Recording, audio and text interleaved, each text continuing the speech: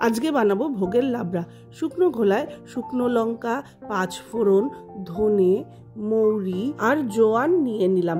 এবার সেটাকে খুব ভালো করে নাড়িয়ে চাড়িয়ে ভেজে নিলাম। তারপর সেটাকে গুঁড়ো করে নিলাম। এবার কেটে রাখা বেগুন আর ফুলকপি আগে হলুদ নুন দিয়ে ভেজে নিলাম। সর্ষের তেলে তেজপাতা, শুকনো লঙ্কা, কাঁচা লঙ্কা আর পাঁচফোড়ন দিলাম। দেওয়ার পরে সেটাকে ভালোভাবে ভেজে নিতে হবে। যখন সুন্দর গন্ধ বেরোবে তখন এতে দিয়ে দিলাম আলু, রাঙা আলু, কাঁচা পেঁপে আর দিলাম শিম, তার সঙ্গে দিলাম মিষ্টি কুমড়ো আর পাতলা পাতলা করে কেটে রাখা থোড়।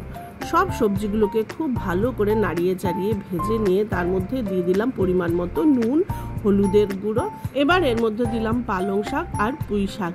সমস্ত সবজিগুলোকে ভালো করে নাড়িয়ে চাড়িয়ে মিশিয়ে নিয়ে তার মধ্যে আবার দিয়ে দিলাম পরিমাণ মতো হলুদ, কাশ্মীরি মির্চ আর পরিমাণ মতো নুন আর মিষ্টি। এবার সমস্ত সবজিগুলোকে খুব ভালো করে ভেজে নিয়ে তার মধ্যে দিলাম আদা বাটা, জিরে গুঁড়ো আর দিলাম কড়াইশুঁটি।